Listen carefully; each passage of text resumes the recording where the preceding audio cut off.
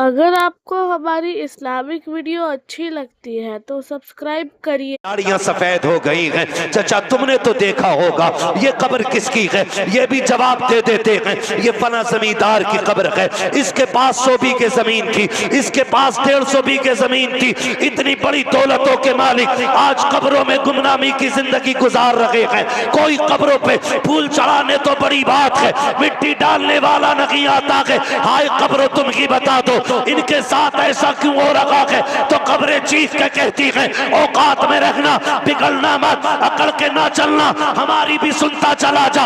मैंने कहा कब्र तू बता दे कहना क्या चाहती है। तब कब्र ने हमारा गिरबान पकड़ा और झिझोड़ करके कहा था हुए नाम पर बेनिशां कैसे कैसे, जमीन खा गई आसमां कैसे कैसे। नारे तकबीर, नारे रिसालत, नारे गौसियत, मसलके आला हजरत, उलमाए अहले सुन्नत, जश्न दस्तारबंदी। ऑपरेटर साहब किधर है? आड़ में। ऑपरेटर साहब जहां भी हो ना, इसको इको जो हो रही है ना ये थोड़ी कम कर दे, और ये जो आपके बॉक्स रखे हैं इन्हें थोड़ा आवाज दे। तवज्जो है सारे लोगों की, इको थोड़ा कम कर दें और बॉक्सों को आवाज दें अगर ऑपरेटर सुन रहे हैं मेरी बात। खुदारा कब्रों पे जाया करे और मेरी कौम अल्लाह भला करे। हमने तो कब्रों पे जाने का मतलब ही बदल दिया। एक रात होती है शबे कद्र, कौन सी? जोर से बोलो, आपको नहीं पता है तो बोल क्यों नहीं रहे हो? कौन सी रात होती है? तुम चुपो बेटे, तुम पढ़े लिखे लग रहे हो, मैं जरा बड़े बड़ों से पूछूं इनसे, कौन सी रात होती है? शबे कद्र। और दूसरी होती है शबे बारात।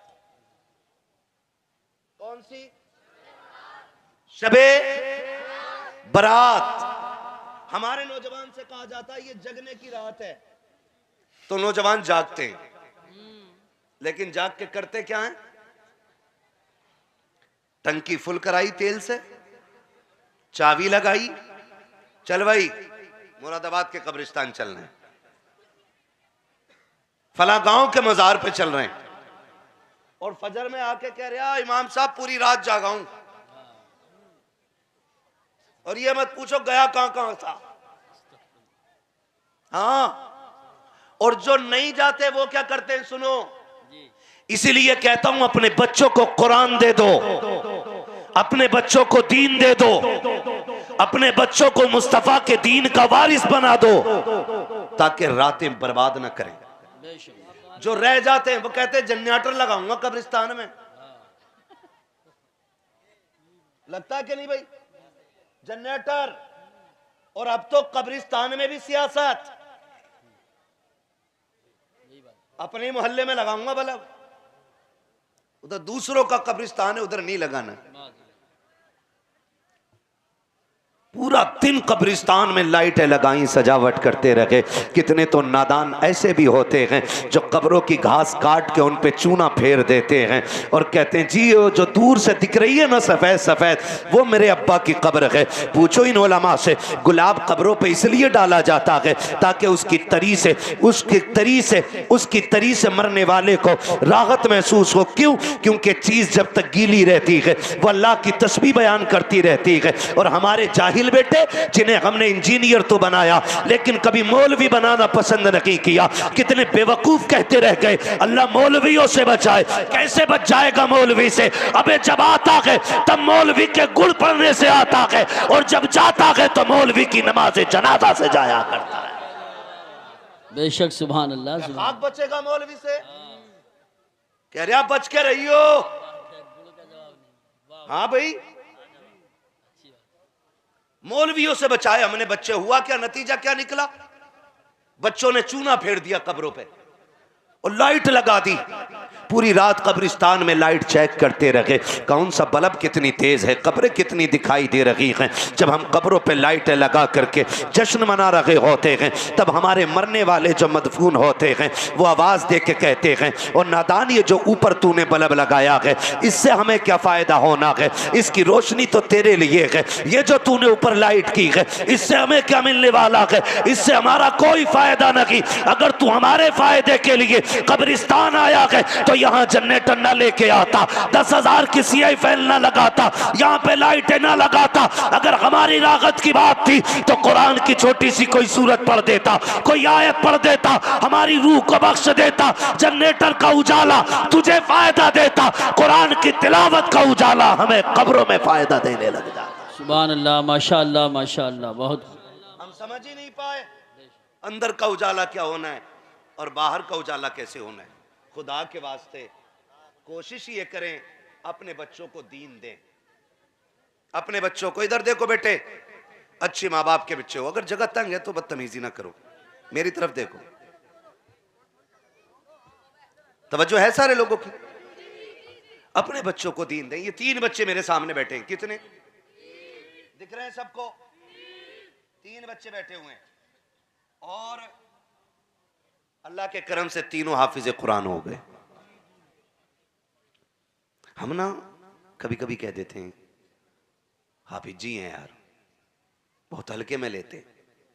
जिसकी रोड पे जमीन आ जाती है ना, कारी यूसुफ साहब, वो कपड़ों से बाहर होता है। वो तो हाफिज जी से कहता आओ हाफिज जी बैठो, ये रवैये हमारे होते हैं।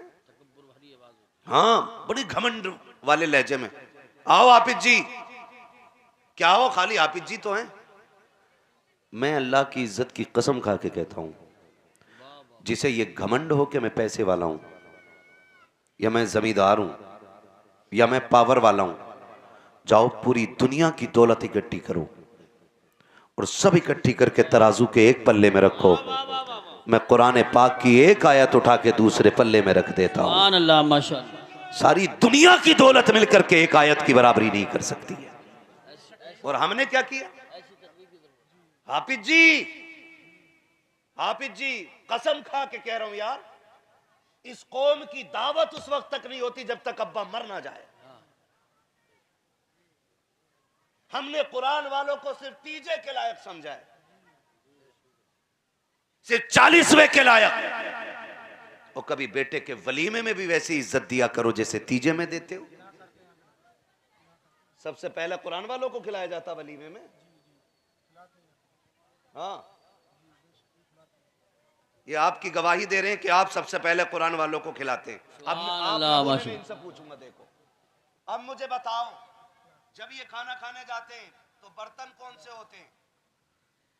पंचायती कि प्लास्टिक वाले? हाँ, इसलिए मैंने आपसे पूछा डायरेक्ट। कान खोल के सुनो, इज्जतों का तकाजा यह होता है, जब बड़े मेहमान को खिलाया जाता तो डिस्पोजल में नहीं, अपने घर के सबसे कीमती बर्तन में खिलाया जाता। सुभान अल्लाह माशाअल्लाह, बहुत अच्छी बात कही। किस बर्तन में? सबसे कीमती बर्तन में। और कोशिश कीजिएगा अपने घर के बर्तन में खिलाना इनको। और अगर ये चम्मच से खाएं तो कहना ना, आज चम्मच से नहीं, हाथ से खाइए, अपनी उंगलियां डालिए। सुना है दिनों रात इन हाथों से कुरान उठाए फिरते हो, इन हाथों में कुरान रहता है। वो बरकत वाली उंगलियां डालो ताकि अल्लाह उन उंगलियों के सदक़े में हमारे घर में बरकतें नाजिल फरमा दे। आमीन आमीन, सुभान अल्लाह। ऐसे ही करेंगे इंशाअल्लाह, ऐसे ही कीजिएगा। मैं मुबारकबाद पेश करता हूं उन माँ बाप को जिन्होंने अपने बेटों को हाफिज कुरान बना लिया। बड़ी बात है, वरना कितने तो ऐसे हराम खाऊ होते हैं कि बेटा समझदार हुआ ना, आलू बीनने भेज दिया, नलाने भेज दिया, 150 ला गई। तो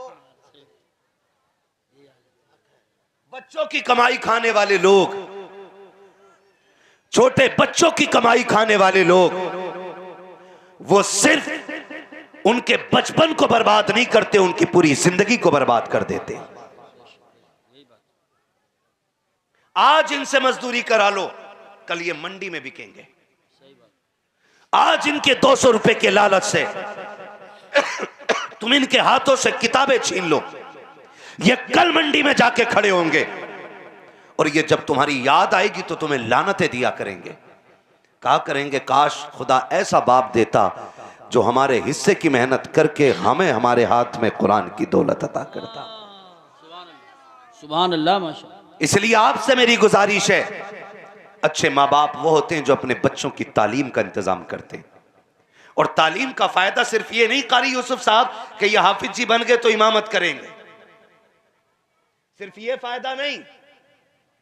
अगर ये आलिम बन गए तो किसी मदरसे में पढ़ाएंगे, सिर्फ ये फायदा नहीं, बल्कि जिस घर में आलिम पैदा हो जाता अल्लाह उस घर को बदअकीदगी से बचा दिया करता है। बेशक उस घर में कभी बदअकीदा आदमी नहीं आता है। जिस घर में हाफिज होते हैं, जिस घर में आलिम होते हैं, उस घर में कभी बदअकीदा नहीं आया करते, उस घर में कभी वहाबियत नहीं आया करती, इसलिए कि उस घर की हिफाजत अल्लाह कुरान की बरकतों से फरमाया करता है। और यह हुआ एक फायदा। दूसरा फायदा कारी यूसुफ साहब, आप दुनिया की सारे किताबें पढ़ दीजिए, वो ये तो कहते हैं कि जी बाप को घर से निकालना बुरा है, बाप को गाली देना बुरा है, लेकिन दुनिया की कोई किताब ये नहीं बताती है कि मां के कदमों के नीचे जन्नत है। सुभान अल्लाह माशाअल्लाह। बाप जन्नत का दरवाजा है, ये सिर्फ मोहम्मद अरबी का दीन बताया करता है। जब हम दीन सीखते हैं तो हमें रिश्तों का पता चलता है। मैंने बहुत सोचा मैं अपने बच्चों को क्या बनाऊं, आखिर में मैं इस नतीजे पे पहुंचा कि अपने बच्चों को सिर्फ और सिर्फ हुजूर का दीन दूंगा। इसलिए कि मैंने डॉक्टरों के रिश्तेदार भी देखे, मैंने इंजीनियरों के रिश्तेदार भी देखे, मैंने उनका खानदान भी देखा है जिनके एक साइंस से लाखों रुपए पैदा होते हैं। मैंने कुरान वालों का खानदान भी देखा है। मैं कितने ऐसे हाफिजों को जानता हूं कि जो महीने के 6,000 कमाते हैं, लेकिन भाई का भी ख्याल रखते हैं, बहन का भी ख्याल रखते हैं, बहनोई का भी ख्याल रखते हैं, फूफी का भी ख्याल रखते हैं, खाला का भी ख्याल रखते हैं। अगर सबसे ज्यादा रिश्तों को जोड़ना कोई सिखाता है तो मोहम्मद अरबी का दीन सिखाया करता है। यही मदरसे में बैठ के पढ़ने वालों को, ये दरसगाह में बैठ करके पढ़ाने वाले कुरान वाले बताते हैं हर रिश्ते की कदर कीजिएगा। किस लिए? वो जवाब देते हैं इसलिए कि अगर किसी का दिल तोड़ दिया तो 1000 काबे ढाने से ज्यादा बुरा काम हो जाएगा। बेशक बेशक बेशक हक। ये कौन सिखाता है? ये मदरसे सिखाया करते। सही बात। ये मदरसे सिखाया करते। हाँ, अल्लाह हमें सबको माँ बाप की कदर करने की तौफीक अता फरमाए। हम अपनी नस्लों को दीन दें ताकि वो रिश्तों को समझें। आज कौन सा रिश्ता नहीं है टूटा हुआ, मुझे बताओ। अल्लाह माफ करे, मैं नहीं जानता आपके गांव की सियासत क्या है, उसकी भी वकालत आपके मौलाना कर सकते हैं, लेकिन मैं नहीं जानता हूं। लेकिन इतना जरूर कहूंगा, हिंदुस्तान की सियासत का आलम यह है कि हमारे अपने मतलब और फायदे ने भाई को भाई के दुश्मन बना के खड़ा कर दिया है। सही बात। आज ये कड़वी सच्चाई है। हाँ, हमारी सियासत ने हमारा बेड़ा गर्क करके रख दिया है। और उससे ज्यादा बेवकूफ होते, इलेक्शन लड़ने वाले से ज्यादा बेवकूफ होते ये लड़ाने वाले। फायदा 2 पैसे का नहीं, वो खाली जीतेगा वही जीतेगा। वो भैया ने अगर दूसरे का नारा लगा दिया, कहता अब तू मुझसे अलग है। इतनी नफरत तो हम लोग वहाबियों से नहीं करते जितना वोटरों से करते दूसरी पार्टी। तो ऑपरेटर साहब इसे सही कर लो भाई, मैं बार बार इसलिए मुंह हटा के बोल रहा हूं कि ये मेरे गले में दर्द कर रहा है। इससे अच्छा आवाज तो मैं बगैर माइक के वहां तक पहुंचा सकता हूं। सुन रहे मेरी बात? मैं ये कहना चाहूंगा, चाहे आप लड़ने वाले हो या लड़ाने वाले, वोट नाम है राय का। किस चीज का? बोलो। राय का। राय। भाई किसको जिम्मेदार होना चाहिए? एक राय मैंने दे दी, किन्होंने दे दी, इसमें कोई झगड़ा? जिम्मेदारी उसके हाथ आ गई जिसके हक में राय ज्यादा थी। है भाई, जिसके हक में राय ज्यादा थी उसके हक में क्या गई? जिम्मेदारी आ गई। अब झगड़ा किस बात का? कुछ लोग इतने ठलुए होते हैं जो पूरा साल ये कहते प्रधान जी देखो उसकी नाली उली भी साफ ना हो जा वोट ना दिया। सुबह शाम और इतनी चुगलखोरी पे एक कप चाय मिल जाती है बस, ये इसकी औकात है। कितनी? एक कप चाय, एक कप चाय। ये बच्चे क्यों नहीं बोल रहे कितनी? बस एक कप चाय से ज्यादा कुछ नहीं। और सुबह से शाम तक बैठा रहेगा, तुम्हारा तो जवाब ही नहीं। क्या हो गया बवाल? सुबह से शाम तक कह रहे तुम्हारा तो जवाब ही नहीं प्रधान जी, क्या करा है तुमने? 8 दिन बैठेगा बाजार, 8 दिन बाद 500 रुपए मिल जाते हैं, उन्हें दबा के बाजार करने जा रहा। सच्ची बताओ अगर बंदा 8 दिन मंडी में काम करे कितने कमाएगा? बोलो। क्या बात है माशाल्लाह, कितने? 4000। और चुगलखोरी करने के 8 दिन में कितने मिले? डर के बोल रहे हो? बात सही है। 500। बताओ 4000 अच्छे के 500? जोर से बोलो। कितने? 4000 अच्छे। तो हम इन 500 के चक्कर में पूरा दिन जहन्नम खरीदते रहे। वो ऐसा, वो वैसा, वो अंधा भैंसा, यही करने में जिंदगी गुजर गई। मरना नहीं है। भाई को भाई के सामने ला करके खड़ा कर दिया। कौन सी ताकत हमारे खिलाफ नकी है, कौन हमारा दुश्मन नकी है? आज बातिल की सारी ताकतें इकट्ठा हो करके तुझे और मुझे मिटाने पे लगी है। एक केस ऐसा बता दो जो थाने मुसलमान का जाता हो, आसानी से निपटा दिया जाता हो। एक मुस्लिम कैदी बता दो जो जेल जाता हो, आसानी से छोड़ दिया जाता हो। कोई तुम्हारा हमदर्द नकी है? खुदा का वास्ता दे के कहता हूं, अगर नफरतें हो गई है मोहब्बतें बांट लो। अगर एक दूसरे से नाराज हो गए हो, सुबह होने से पहले राजी कर लेना और जाओ दुश्मन के दरवाजे पे उसकी कुंजी बजा दो। कहते यार खुदा के लिए माफ कर दे। अगर वो धक्का दे के कहे गैरत नहीं आती है, फिर भी माफी मांगने आ गया है, मैंने कल भी भगाया था अब फिर आ गया है, उसके पैर पकड़ लेना, कहना माफी दे दे, मैं अपने लिए नहीं अपने नबी के लिए आया हूं। मेरे आका ने कहा है जो रूठे हुए को पहले सलाम कर लेगा खुदा उसको उससे पहले जन्नत अता फरमा देगा। सुभान अल्लाह। नारे तकबीर, नारे रिसालत, नारे गौसियत, मसलके आला हजरत, फैज़ान आला हजरत मुफ्ती हम्माद रज़ा साहिब क़िबला, ताजदार दो आलम कॉन्फ्रेंस। सुभान अल्लाह। माशाअल्लाह। प्यार बांटिए, प्यार। क्या बांटेंगे? इधर वाले भी बोले क्या बांटेंगे? अच्छा पैगाम पेश कर। माफ कर दीजिए, दिल दुखता। दिल कारी यूसुफ साहब क़िबला बैठे हुए, मेरे भी भाई हैं, इनके भी भाई हैं। सच्ची बात बताऊं, भाई लड़ते हैं लेकिन रोते माँ बाप हैं। भाई लड़ते हैं और रोते जोर से है, हाँ, रोते माँ बाप है। झगड़े भाइयों में होते और रोना माँ बाप का हो जाता है। खुदा के लिए हमारे ना हो सको तो मत होना, कम से कम उन माँ बाप के हो जाना जिन्होंने अपनी जान से ज्यादा प्यार करके तुम्हें पाला है, उनके हो जाना। मुश्किल होती है जिंदगियां, माँ बाप समझाते रह जाते हैं, बेटे मानने को तैयार ही नहीं हो। अम्मा तुझे क्या पता है, वो मेरे सियासी लीडर को ऐसे कह रहा है, अम्मा तुम क्या जानो, अब्बा तुम चुप रहो, तुम मत बोलना अब्बा जी हमारे बीच में।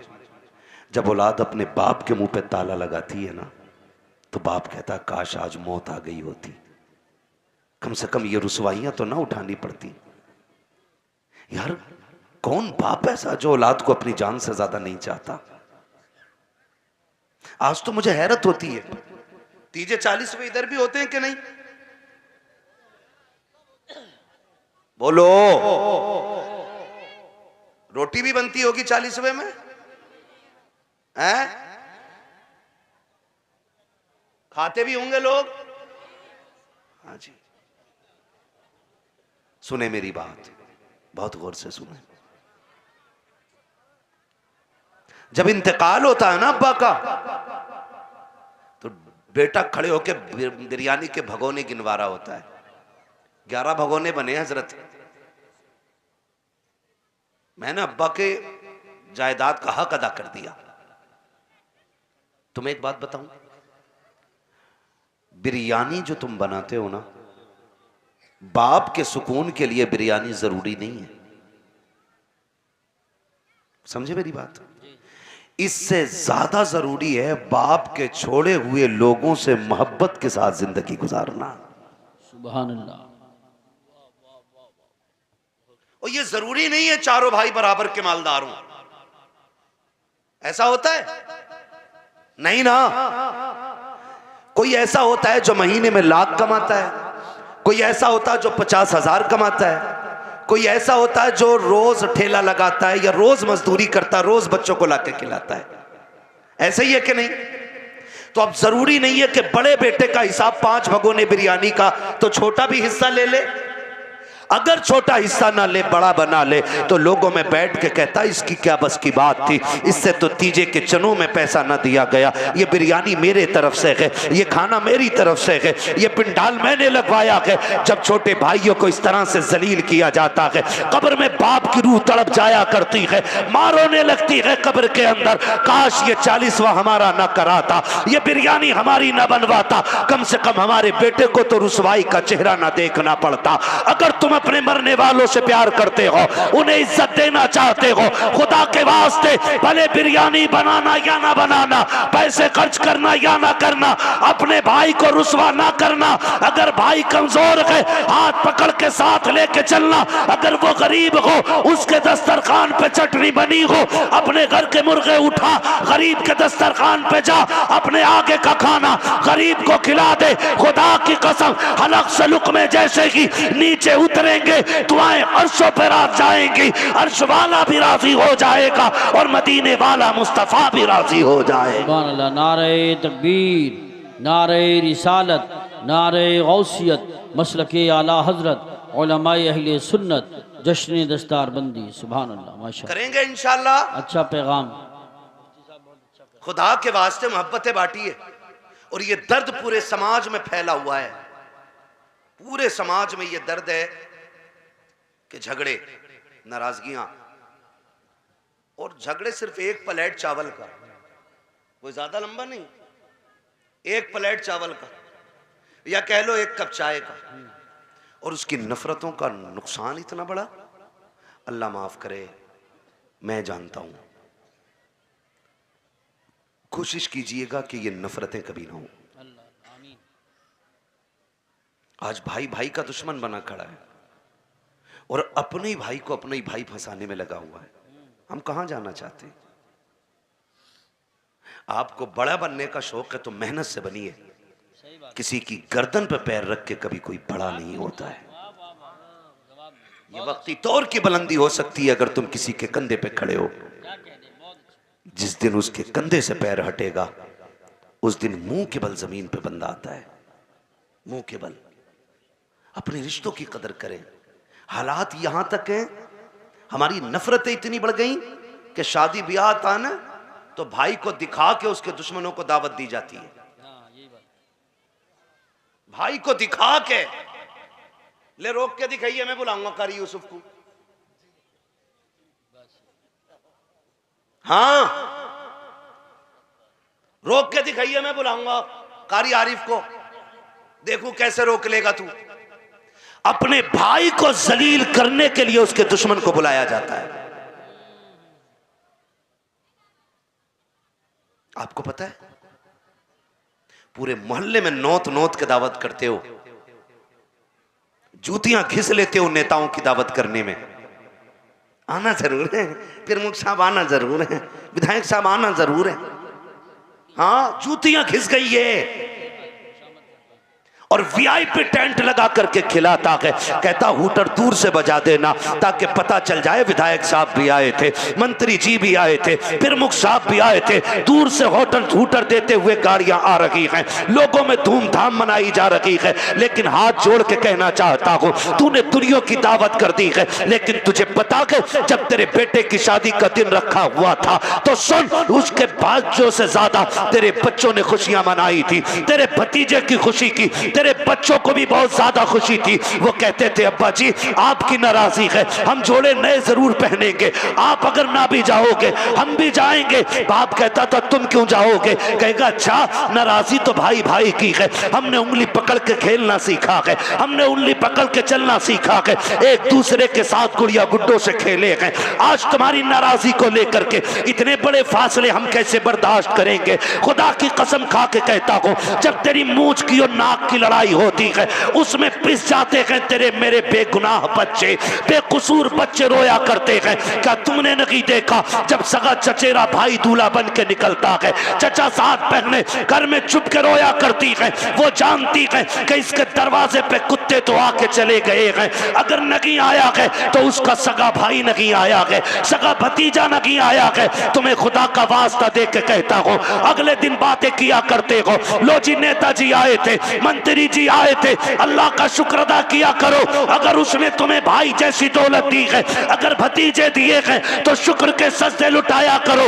ये दौलत अगर किसी को नहीं मिलती है, खुदा की कसम उससे पूछो जिसके पास भाई की दौलत ना हो, भतीजों के रिश्ते ना हो, कितने तनखा रह जाते हैं वो दुनिया में। ईद त्योहार पे भी खुशियां नहीं मिलती है, नए कपड़े पहन तो लेते हैं, देख करके मुस्कुराने वाले नहीं मिलते हैं, खाने तो अच्छे बनते हैं, बिन बुलाए आने वाले, जब रिश्तेदार नहीं होते हैं तब घर अकेले नजर आते हैं। तुम्हें खुदा का वास्ता देता हूं, अगर तेरे घर पे खुशी आ जाए, मंत्री को बुलाना या मत बुलाना, नेता को बुलाना या मत बुलाना, पैसे वालों को बुलाना या मत बुलाना, उस भतीजे का हाथ पकड़ के लाना जो दीवार के पीछे बैठ के रो रहा हो, उस भतीजी को गोद में उठा के लाना जो पर्दे के अंदर बैठ करके अपने बाप जैसी सूरत चचा को देख करके रो रही हो, जिसे ये ख्याल सता रहा हो काश आज मैं भी चचा के घर होती, जिसे ये ख्याल रुला रहा हो क्या मेरा कोई रिश्ता नहीं है, मैं तो छोटे पापा कहती थी, आज का वो मुझे भूल गए हैं। जब ये रिश्ते बेटियों को रुलाया करते हैं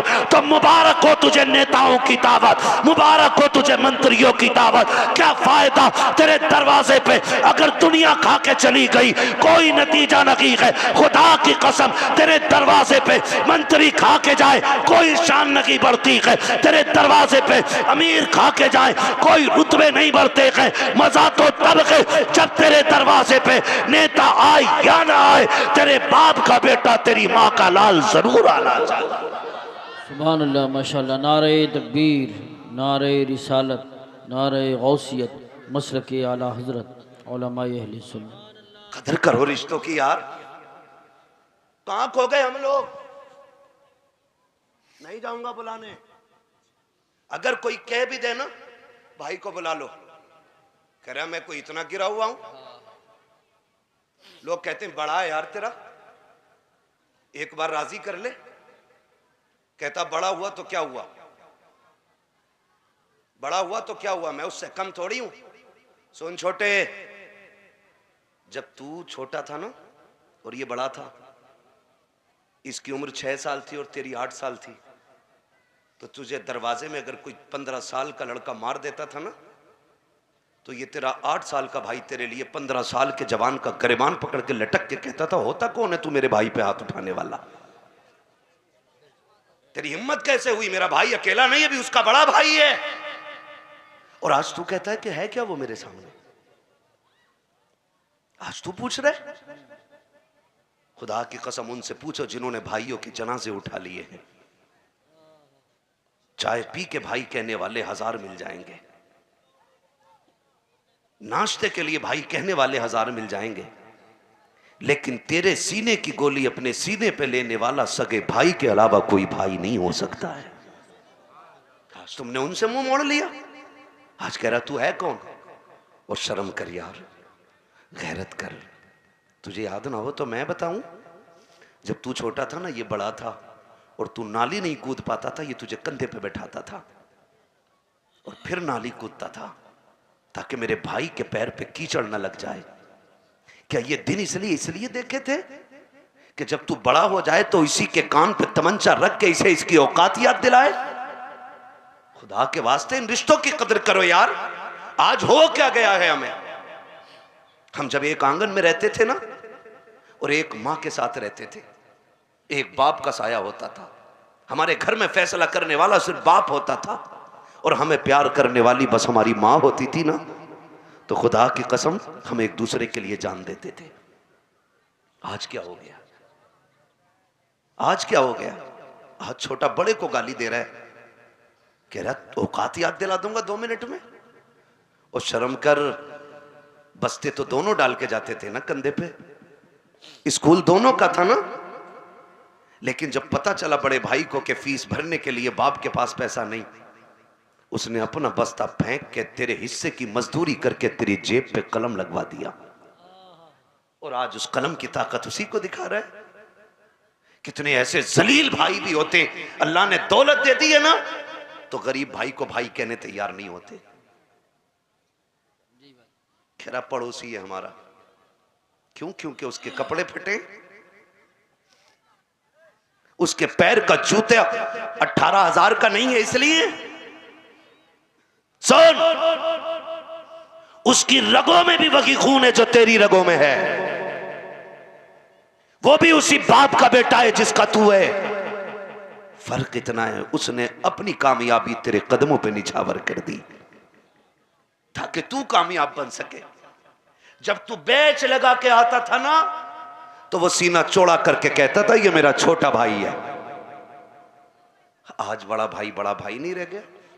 हम इतने बट गए, हम इतने रिश्तों में, इतने हिस्सों में तकसीम हो गए। खुदा के वास्ते इन रिश्तों की कदर कर ले। जिस दिन ये कब्रिस्तान चले गए ना, दुनिया ईद मिलने तुमसे घर आएगी और तुम ईद मिलने इनसे कब्रिस्तान जाओगे।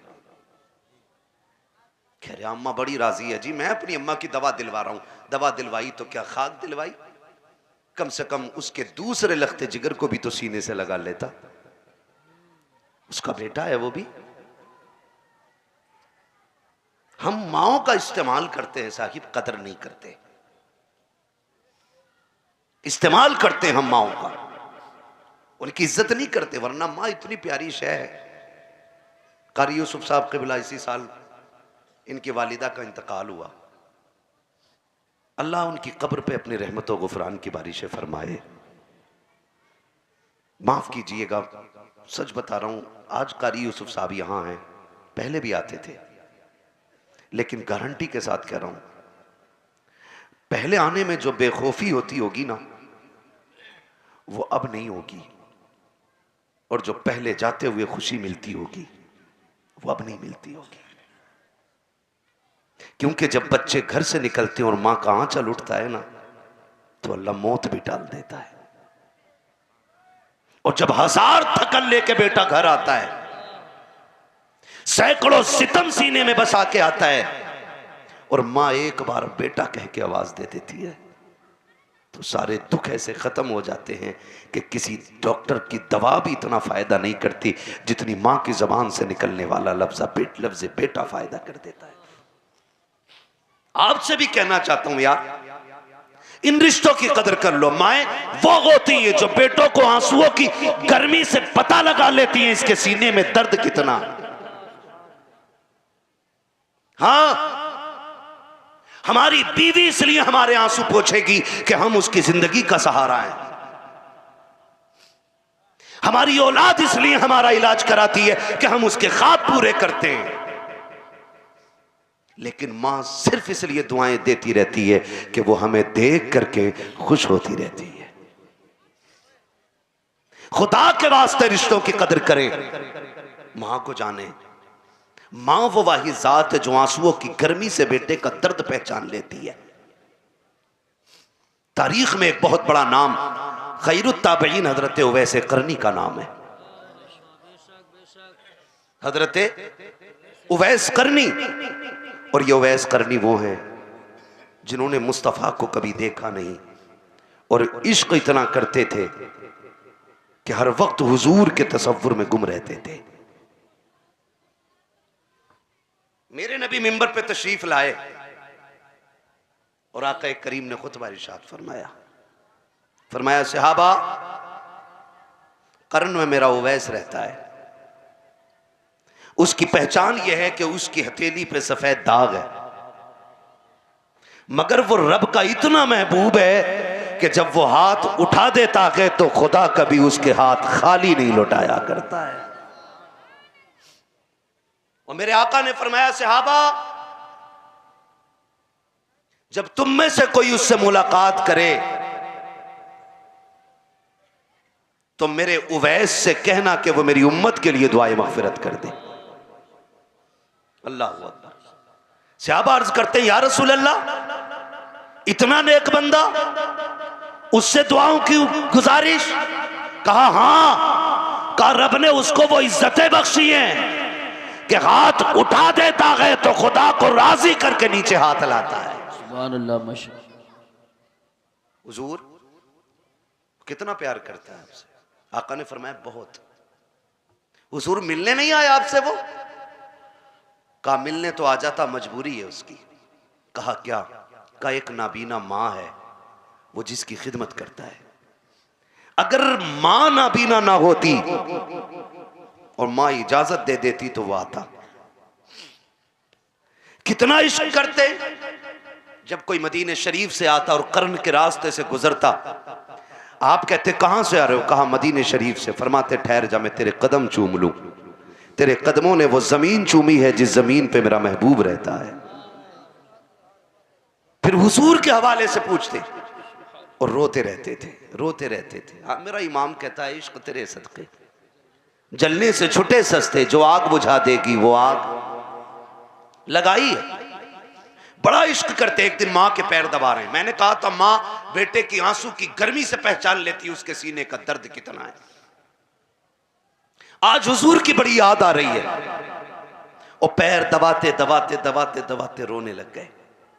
जैसी आंसू का कतरा मां के कदम पे गिरा, मां ने कहा उवैस खैर है बेटे? आज तक इस दर्द से कभी रोते हुए नहीं देखा।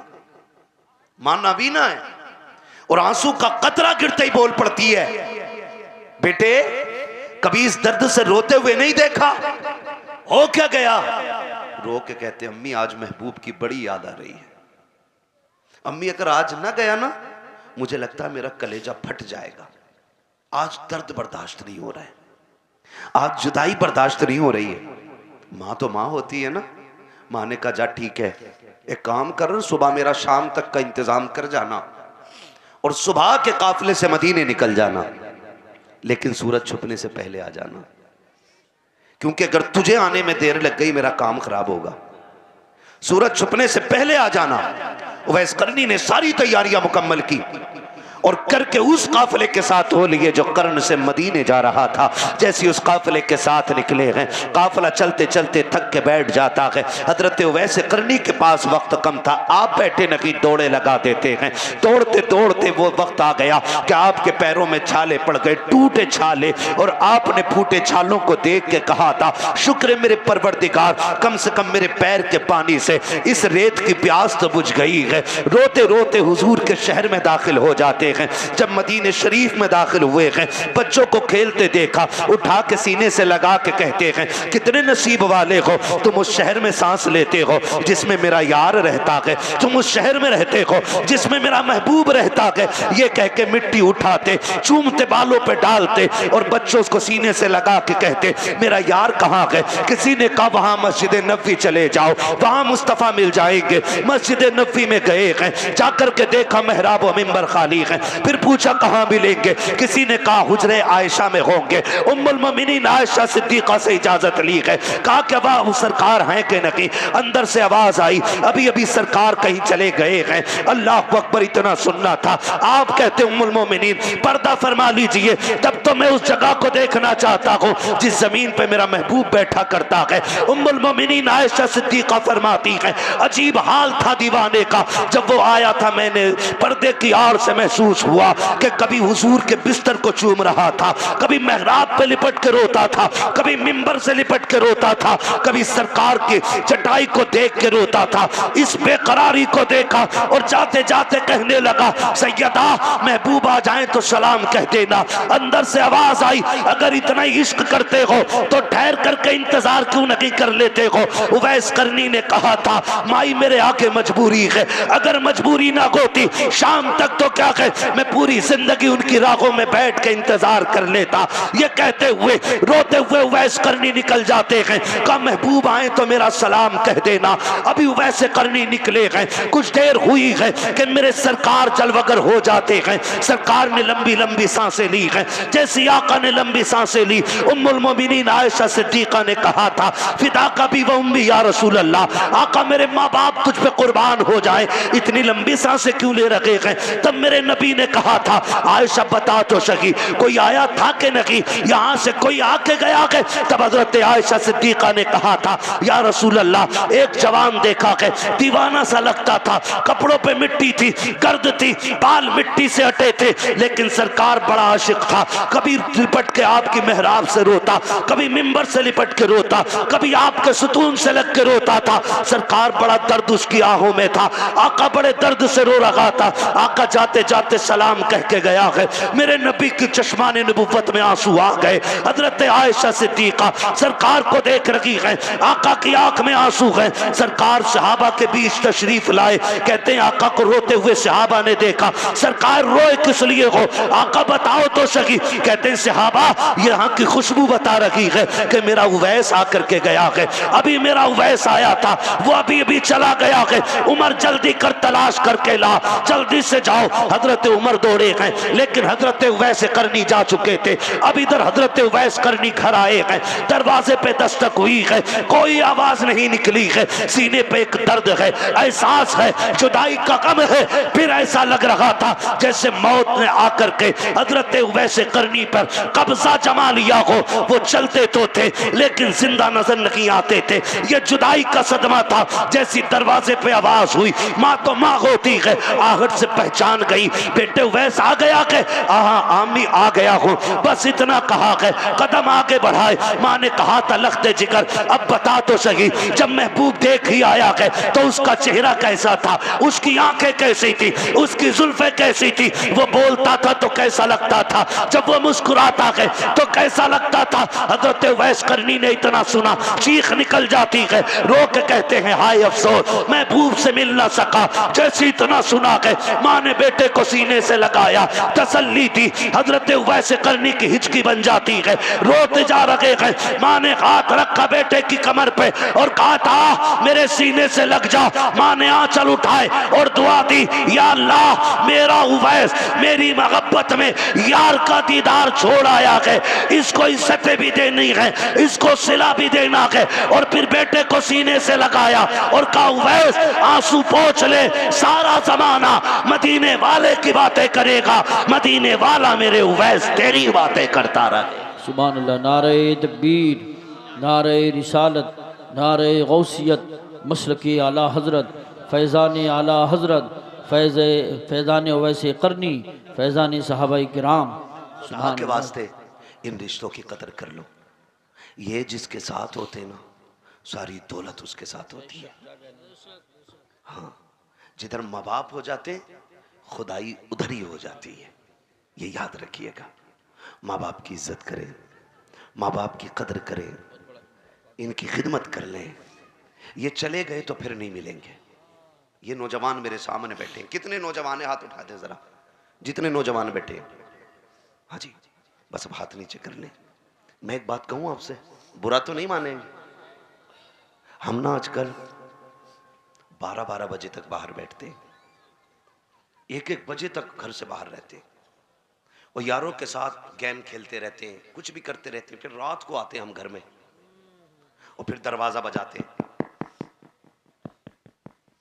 माँ अगर दरवाजा खोलने में देर कर देना तो हम उस पर चढ़ जाते। बैरी हो गई थी,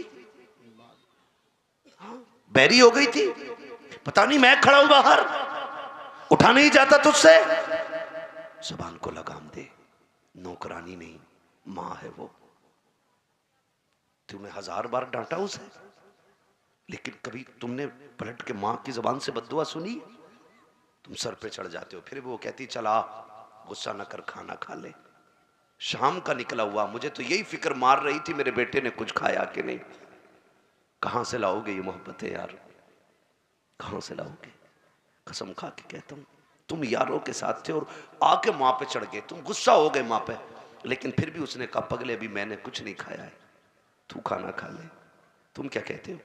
भौंक मत, पागल नहीं हो, नहीं चाहिए तेरा खाना। ये इसलिए कह रहे हो ना कि तुम यार के साथ पकौड़ी खा के आए, दोस्तों के साथ तुमने 6 चाय पी ली है, इसलिए मां से कह रहे हो ना नहीं चाहिए तेरा खाना। कुत्ते की तरह भौंकती है। बाप अगर बोल दे चुप रहो, तुम क्या जानते हो? अब्बा कहता जल्दी आ जाया कर यार, नींद मुझे भी नहीं पड़ती है। तो कहता मैं कोई पागल हूं, मुझे अच्छे बुरे का नहीं पता? ये कह के बाप को चुप कर देते हो। देखो हाथ जोड़ के कहता हूं, खुदा का वास्ता, माँ बाप है ना, तू जैसा ये कहे वैसे मान जाया करो। आज अगर रात को ये तुम्हें डांटे ना तो पलट के जवाब मत देना, वरना जिस दिन ये सफेद कफन में लिपट के चले गए ना, 3 बजे आना, 4 बजे आना, 5 बजे आना, कोई तुमसे पूछने वाला नहीं होगा, किसी को तेरा इंतजार नहीं होगा। आज कहता है ना कुत्ते की तरह भौंकती है, कसम खा के कहता हूं एक दिन इसे सफेद कफन में लिपटने दे, जाने दे इसे कब्र तक। जब तू 3 बजे भी आएगा दस्तरखान पे, किसी को तेरा इंतजार नहीं होगा, किसी को फिक्र नहीं होगी तूने खाया कि नहीं खाया है। आओगे 2 बजे, रोगे और ये कान ढूंढेंगे उस आवाज को जो कभी 3 बजे आती थी, 2 बजे आती थी, कभी बेटा कह के आवाज आती थी, कभी पागल कह के आवाज आती थी, कभी दीवाना कहती थी, कभी नालायक कहती थी। तुम देखोगे आंखों को तोड़ा करके तुम्हें बिस्तर तो दिखाई देगा, लेकिन लेटने वाली मां नहीं होगी। एक कोने में पड़ा हुआ तुम्हें चश्मा तो दिखाई देगा, लेकिन लगाने वाली मां नहीं होगी। किसी कोने से लगी हुई तुम्हें लाठी भी दिखाई देगी, लेकिन पकड़ने वाले माँ बाप नहीं होंगे। तब तुम रोगे और अपनी तकदीर को पीटोगे और कहोगे हाय क्या खो दिया है, काश आज माँ होती। फिर उठाना सारी दौलत को, लेना सारे यारों को और फिरना दुनिया की मंडी मंडी, भीख मांगना बाप के चेहरे की। खुदा की कसम सारी दौलत लेकर भी कोई तुम्हें माँ बाप नहीं देगा, इसलिए कि दौलत मेहनत से मिल जाती है, माँ बाप खुदा की रहमत से मिला करते। सुभान अल्लाह, माशाअल्लाह, माशाअल्लाह। इसलिए एक जवान से कहना चाहूंगा, अल्लाह ने माँ बाप दिए तो कदर कर लो, इनकी इज्जत कर लो। और ये चीज कौन सिखाता है? ये चीज मोहम्मद अरबी का दीन सिखाता है, ये चीज हमारे मदरसे सिखाते हैं, ये चीज हमारी दरसगाहें सिखाती है, ये चीज ये कुरान पढ़ने वाले बच्चे जानते हैं। इंजीनियर को नहीं पता होगा रिश्ते कैसे निभाए जाते हैं, ये 12 साल के मोहम्मद अरबी के दीन को हासिल करने वाले बच्चे जानते हैं कि बाप की इज्जत क्या होती है, माँ का एहतराम क्या होता है। इसलिए खुदा के वास्ते कोशिश करेंगे इंशाअल्लाह अपने बच्चों को कुरान जरूर दें, पढ़ाएंगे इंशाअल्लाह। मैं यकीन जाने हनीफ भाई ने, मौलाना हनीफ साहब ने मुझे जब से बताया ना कि इस बस्ती के लोग इतने अच्छे हैं कि फुल फैसिलिटी मदरसे में बच्चों को देते हैं। गर्मी में ठंडा पानी, सर्दी में गर्म पानी, लेटने के लिए अच्छी जगहें, अच्छे बिस्तर। मेरे दिल से दुआएं निकल रही थी, काश हर इलाके के लोगों का ऐसे ही कुरान वालों से प्यार हो जाए। सुभान हाँ हज़रत। और वो लोग जो कुरान वालों को अपने घर पे खाना खिलाते, सुभान अल्लाह, वो लोग मुकद्दर के धनी हैं। अच्छा, बड़े अच्छे लोग होते हैं, कारी यूसुफ साहब बताइए, जो घरों पे खाना खिलाते हैं। ऐसा भी होता है, ऐसा भी होता है कि जैसे बाजार होके आया, घर में चीज आई, माँ बांटने लगी। तो कितने अच्छे ऐसे लोग भी होते हैं कि पहला हिस्सा मदरसे के पढ़ने वाले बच्चे का निकाल के रखते हैं, है ना भाई? पहला हिस्सा सुनो, ये हिस्सा हाफिज जी का है, ये हिस्सा हाफिज जी का है। मैं उन माओं को सलाम करता हूं जो परदेश के बेटों को अपना बेटा समझ के खाना खिलाती हैं, वरना परदेश में कहां कौन किसे पूछने वाला। जब कभी एक बार तुम किसी परदेसी को बेटा कह के इतना पूछोगे ना, बेटे क्या हाल है, और उसके लहजे में तुम्हें बाप का लहजा दिखाई देगा, उसके आपके अंदाज में उसको अपने बाप का अंदाज दिखाई देगा। फिर जब वो बिस्तर पे जाके ठंडी सांस लेके कहेगा, मालिक जिसने मुझे आज बेटा कहा है उसकी नस्लों को सलामत रखना, मैं दावे के साथ कह सकता हूँ 50,000 दे के ली हुई दुआ ऐसी कबूल नहीं हो सकती जैसे कुरान वालों की मोहब्बत में सीने से निकली हुई दुआएं कबूल हो जाया करती हैं। अल्लाह आपको सलामत रखे, है ना। कितने लोग कुरान वालों से प्यार करते हैं? सभी करते हैं, सुभान अल्लाह। अब कितने लोग अपने माँ बाप से मोहब्बत करते हैं? सारे ही करते हैं। हाथ नीचे कर लो, खुदा सलामत रखे। मैं चाहता हूं कि ये इदारा फैजुल उलूम, जामिया इस्लामिया फैजुल उलूम, इसमें जो कुरान वाले पढ़ रहे हैं इनकी और बेहतर इंतजाम के लिए, इनके असातिज़ा की तनख्वाह के लिए और अपने इदारे की ज़रूरतों के लिए, कितने लोग ये चाहते हैं कि ताउन होना चाहिए? कितने लोग चाहते हैं? सलामत रहे माशाल्लाह, ठीक है ना। अब मैंने इतनी देर गुफ्तगू की आपसे, है कोई जो अपने माँ बाप के नाम पे सबसे पहले उठ के सबसे बड़ी बोली इस इदारे के इमदाद के लिए लगाए? क्या बात है सद्दाम भाई, माशाल्लाह। हमारे भाई सद्दाम साहब ने पंजतन पाक की निस्बत से 5,000 का ऐलान कराया है। बोलो सुभान अल्लाह यार, है माशाल्लाह। सद्दाम भाई ने 5 की बोली लगाई। हमारे आलिम भाई दानी जानी बैठे हुए, इन्होंने गरीब नवाज की छठी की निस्बत से 6,000 का ऐलान कराया है। सुभान अल्लाह, है ना भाई। हाँ, हमारे बोली बढ़ती